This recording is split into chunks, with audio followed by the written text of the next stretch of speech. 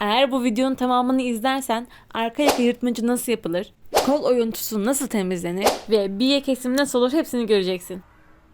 Modelimi de hemen size göstereyim. Yazlık bir bluz yapacağım. Sadece etek ucunda bir asimetrik kesimi olacak. Oraya da volan takacağız. Bitti. Kesimi, dikimi gayet kolay olan ve şık bir bluz elde edeceğiz. Önce kumaşımın kenarını düzleyerek başlıyorum her zamankisi gibi. Ben şu an bu ölçüleri 44 bedene göre yapıyorum ama genelde arka yaka düşüklüğü, arka yaka açıklığı, omuz uzunluğu genelde aynı oluyor. Sadece ön beden genişliğini siz kendinize göre ayarlasanız yeter. Omuzdan aşağı işaretlediğimiz bu nokta kol oyuntusu olacak. Onun şeklini çizeceğiz. Bahsettiğim yerde burası. Burasını göğüs ölçüsü 1/4 olarak alabilirsiniz. 1-2 santim de genişlik verirsiniz. Oldu bitti. Maalesef ben buraları çizerken hafıza donmuş ve hiç çekememiş. O yüzden siz şu an çizilmiş halini görüyorsunuz ama aklınıza takılan bir şey olursa mutlaka bana sorun. Çok kısa sürede hemen dönerim ben size. Hemen yorumları yazın. Ve arka bedeni oluşturduk. Şimdi gösterdiğim yerlerden kesiyoruz. Ön beden için de yine kumaşımızı ikiye katlıyorum ve arka bedenin birebir kopyasını alıyorum. Sonradan üstünde şekilleri oynayacağız. Ben burada ön bedeni keserken siz de lütfen abone ol tuşuna basarsanız çok sevinirim. Destekleriniz benim için çok önemli. Abone ol, abone ol, abone ol. Ön beden için yakamızı 6 santim daha oyuyoruz sadece. Ön yakada başka hiçbir şey yapmıyoruz. Sonra omuzdan 1 santim ve kol oyuntusunu biraz daha oyarak sadece tıraşlıyoruz. Ve hazırlar. Yakaları pervazla temizleyeceğiz. Bu yüzden bir A4 boyutunda var ya da yok. Bu şekilde bir parçaya tela yapıştırıyorum, kumaş tela. Yani siz göz kararı ayarlayın. Bir ölçüsü yok da bunun, hani ölçmedim ben bunu. Böyle burayı kaplayacak, işte o kadar düşünün. Şimdi sizin bedeniniz kaç beden onu bilmediğim için. Bunun da yine bir kopyasını alıyoruz. Sadece bir şey var, onu göstereceğim.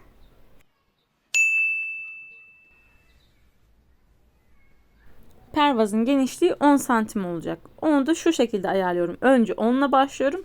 Sonra omuza doğru çıkarken o kadar da çok fark etmiyor. Fark etmiyor derken yani doğru düzgün orantılı bir şekilde ilerliyorum. Ve kesiyorum. Omuz kısmı 8 santim bu arada. Abone ol. Abone ol. Abone ol. Aynısını arka yaka için de yapıyoruz. Yine 10 santim başlayıp omuza doğru 8 santim, yani ön pervazla eşit olacak şekilde çizip kesiyoruz. Bakınız böyle eşitliyorum. Çünkü bunları biraz sonra birbirine dikeceğiz. Aynı ön ve arka beden gibi.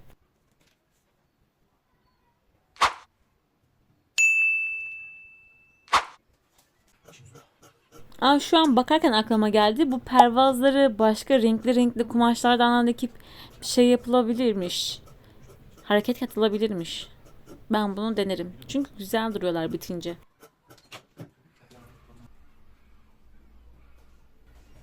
Pervazlar da hazır olduğuna göre artık dikim... başlamıyormuşuz. Neyse. Etek ucunu asimetrik bir şekilde çiziyoruz. İstediğiniz gibi yukarı aşağı çekebilirsiniz bu çizgileri. Sadece yanlar birbirini takip etsin yeter. Hatta takip de etmeyebilir. Öyle de bir model olabilir. Ben takip ettirdim. Ama siz de beni takip edin. Hop. Geldim.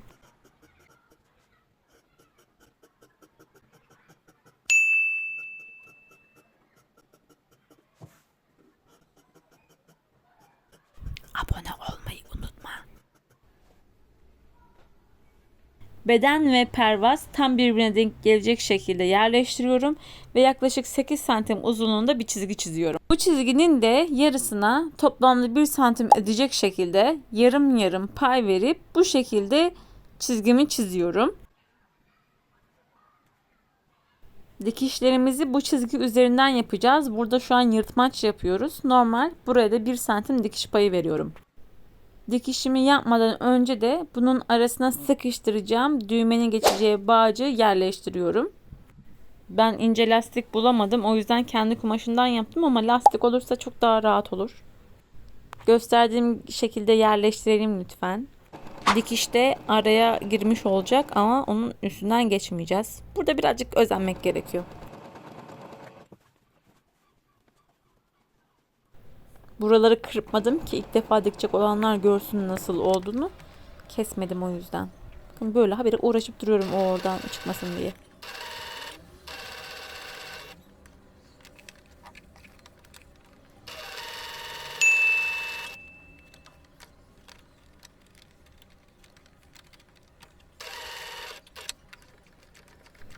Burada iğneyi çıkartmadan dönüyoruz. O önemli. O yüzden tık tık tık ucuna kadar geldim.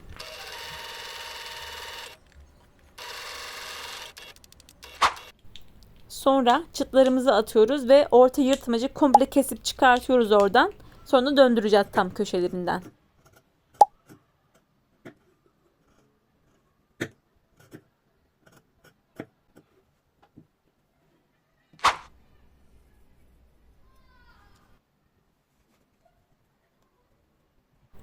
Abone ol.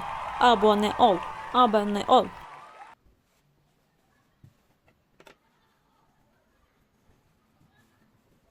Arka yaka yırtmacımız hazır. İnşallah anlaşılır olmuştur. Oldu mu acaba? Aklınıza takılan bir yer varsa bana mutlaka sorun. Bunları öğretebilmek amacıyla çekiyorum bu videoları. Eğer işe yaramazsa çok üzülürüm.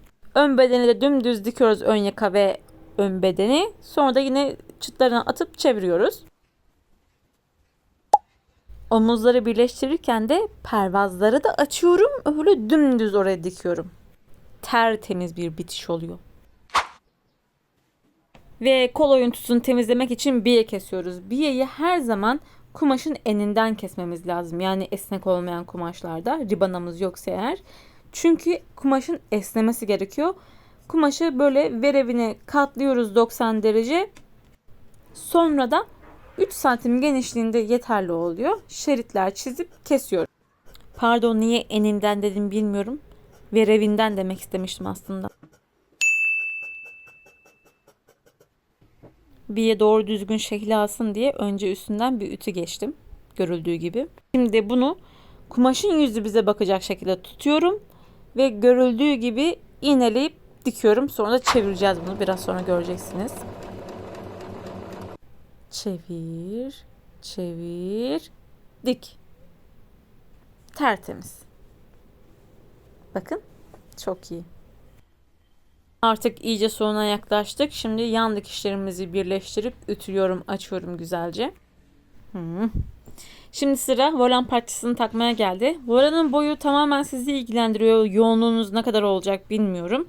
Ben sadece işte uzunluğunu, genişliğini, enini mi diyeceğim.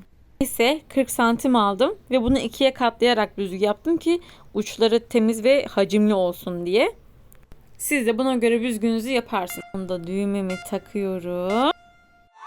Bitti. Yazlık bluzum hazır. Nasıl olmuş?